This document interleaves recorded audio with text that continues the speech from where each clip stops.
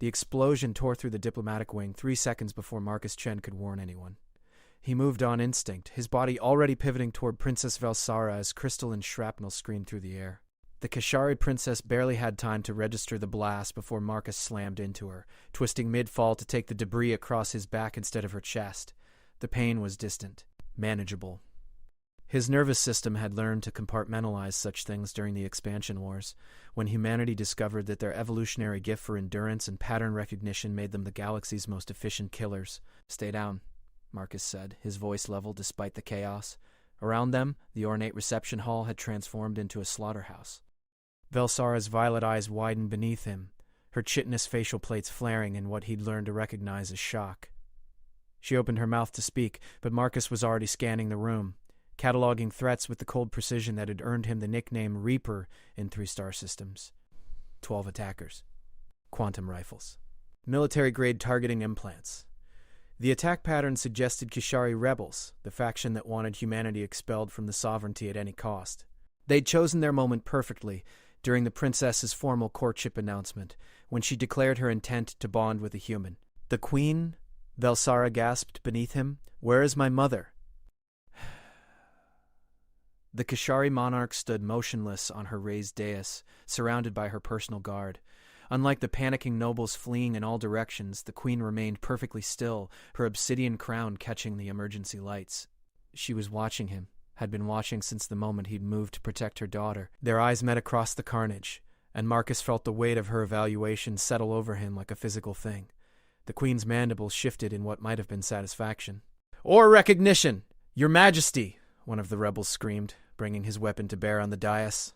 "This human contamination of our bloodline ends now." The queen's guard moved, but Marcus was faster. He'd already calculated trajectory wind resistance from the emergency ventilation, and the rebels' reaction time. His hand found the ceremonial knife at his hip, a gift from Velsara during their 3rd formal meeting, and sent it spinning through smoke and chaos. The blade buried itself in the rebel's throat with surgical precision, severing his primary vocal cords and carotid equivalent. The alien dropped without another sound. "Impossible," another attacker whispered, but Marcus was already moving. He pulled Velsara behind a toppled column, positioned her against the wall, and stepped into the open with his hands raised. "I'm unarmed," he announced, his voice carrying over the din. "A lie. A human was never truly unarmed. Take me if that's what you want. Leave the princess and her people." "Marcus! No!" Velsara's cry was desperate, but he'd already committed to the play. 7 rebels remained standing, their weapons trained on him. Perfect. Predictable. The lead rebel laughed, a clicking sound that echoed off marble walls. "You think we want you alive, human?" "You're the disease, the corruption." "The thing that convinced our princess to forsake her own kind for a soft-skinned alien who can't even see ultraviolet." The rebels tensed. Good. Tension meant divided attention, and divided attention meant mistakes. "I can see what matters," Marcus said quietly. "Another step. I can see that you're standing on a pressure-sensitive tile." 3 of you, actually. It was a bluff. The palace's original defensive systems had been deactivated decades ago during the peace accords, but the rebels didn't know that, and their eyes dropped for just a fraction of a second to check their footing. That fraction was enough. Marcus moved. Not with the flashy acrobatics of action hollows, but with the efficient brutality that human evolution had perfected over millions of years of persistence hunting. He closed the distance to the nearest rebel before the alien's neural pathways could complete their firing sequence, seized the quantum rifle, and redirected its barrel toward his companion. The weapon discharged, and the second rebel's torso simply ceased to exist in a flash of displaced matter. The remaining 5 scattered, but Marcus had already mapped their escape vectors. He dropped low as return fire scorched the air above him, rolled beneath the wild shots, and came up inside the guard of Rebel Number 3, a palm strike to the auditory cluster. The distinctive crack of chitin fracturing. The rebel went down, clutching its head. 4 left. From her dais, Queen Shalzara made the slightest gesture with one elegant talon. Her guards, who had been advancing, stopped immediately. She wanted to see how this played out. Wanted to see what her daughter had chosen? Marcus gave her a demonstration worth observing. He used the environment like a weapon. Toppled furniture for cover, decorative sculptures as projectiles, even the emergency lighting system's predictable flicker pattern to mask his movements. Each action was calculated. Each strike was precise. Humans didn't have the Kashari's natural armor or the Vexthal's telepathic coordination, but they had something more dangerous: the ability to turn anything into a tool and any situation into an advantage. The last rebel tried to use Velsara as leverage, dragging her from behind the column with a blade pressed against her primary artery. "Stop or she dies!" Marcus stopped, raised his hands again, let his expression show surrender even as his mind continued calculating angles, pressure points, the exact distance between them. "Please," he said, and meant it. "She's everything." The rebel's mandibles spread in triumph. Fatal mistake. Emotional victory created chemical responses created predictable neural patterns, and predictable patterns created opportunity. Queen Shalzara's voice cut through the standoff like a blade made of ice. "Release my daughter." The rebel's head swiveled toward the queen, attention dividing for precisely 0.3 seconds. Marcus crossed the distance in that fraction of eternity, his hand finding the pressure point beneath the rebel's primary arm joint. The knife clattered away. A quick rotation. A controlled fall. The rebel hit the ground unconscious, subdued without permanent damage because Velsara was watching, and he needed her to see him as more than just a killer. Silence fell across the ruined hall. Velsara stood trembling, her breathing rapid and shallow. Marcus wanted to go to her, but protocol demanded he face the queen first. He turned to the dais and dropped to one knee, blood, some his, some not, dripping onto pristine marble. "Your Majesty," he said simply. Queen Shalzara descended from her throne with measured grace.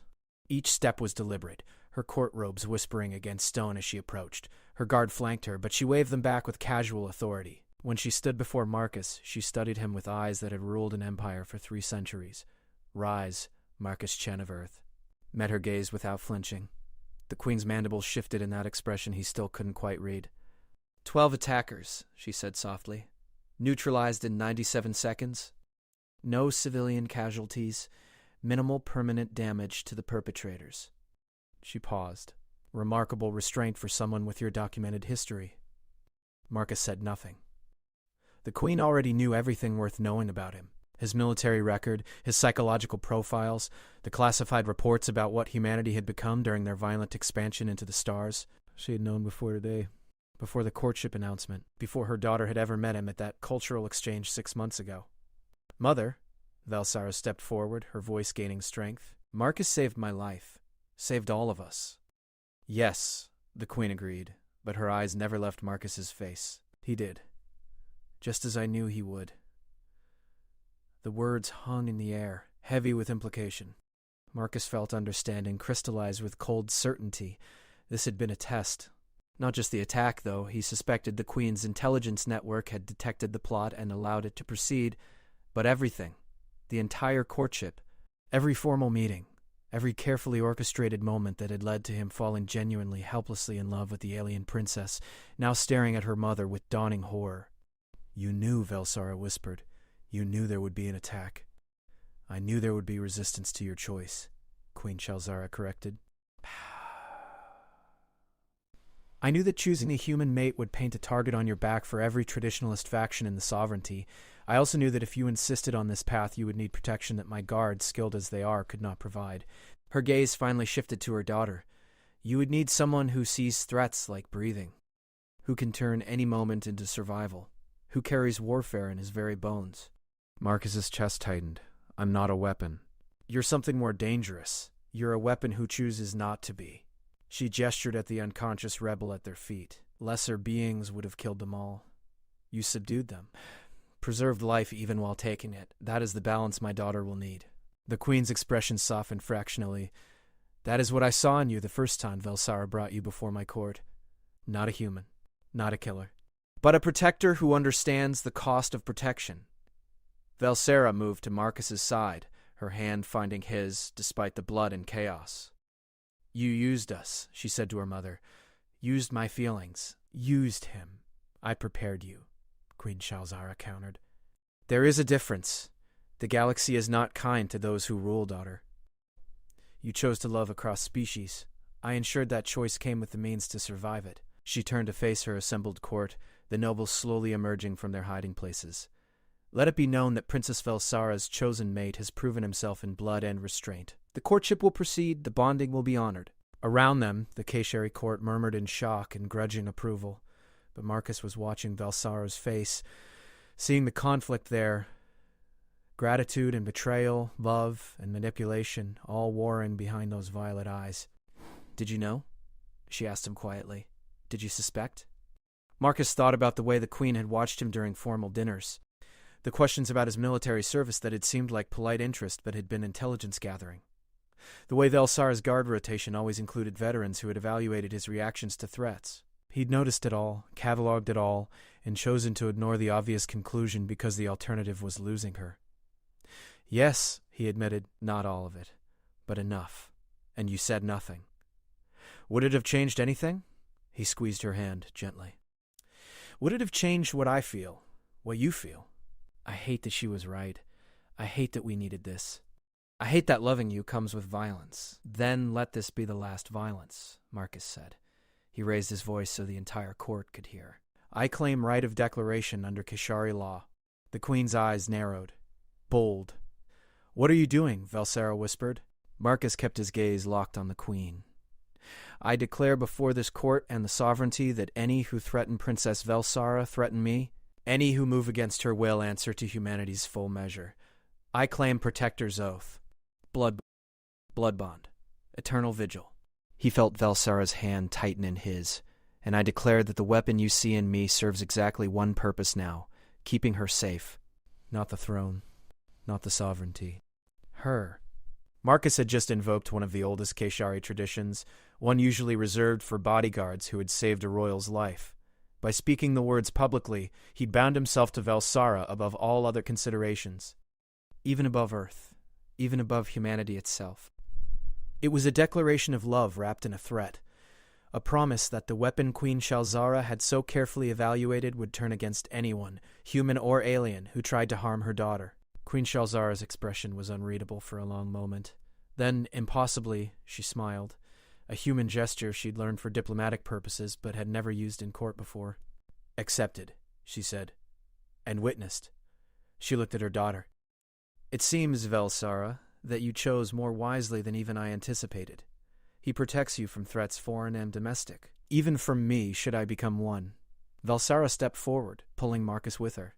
"Mother, I love you. I know you did this out of love, too, in your way. But no more tests. No more manipulations. If Marcus and I are to build something together, it has to be built on truth." "Then build it on the truth that stands before us now," the Queen replied. "He is exactly what I believed. What the sovereignty needs. A human who has seen the worst of war and chooses peace. A killer who protects rather than destroys." She raised her voice to address the court. "Clear the hall. Attend the wounded. We will reconvene when order is restored." As the court scrambled to obey, medical teams rushing in to treat the injured guards and rebels, the Queen approached Marcus and Velsara one final time. She placed one chitinous hand on her daughter's shoulder and looked directly at Marcus. "Protect her," she said simply. "That is all I have ever wanted." "With everything I am," Marcus replied. The Queen nodded and withdrew, her guard forming around her as she left the devastated hall. Alone at last amid the controlled chaos of cleanup, Marcus pulled Velsara close. She was shaking, adrenaline and emotion finally catching up with her. "I'm sorry," he murmured against her temple. "Sorry that this is what loving me means." "Don't," she said fiercely. "Don't apologize for being what you are. I chose you knowing the risks, knowing the galaxy would resist.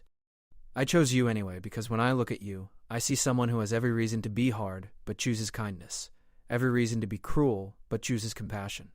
Every reason to kill but always tries to save." Marcus felt something in his chest crack open, some wall he'd maintained since the war. "I'm still going to have nightmares about failing to protect you." "Good," Velsara said, pulling back to meet his eyes. "That means you're not a weapon. Weapons don't have nightmares. People do." Around them, the palace staff worked to restore order, but Marcus and Velsara stood together in their small pocket of stillness. The future stretched before them, uncertain and dangerous, filled with political machinations and cultural conflicts that would test them in ways they couldn't yet imagine.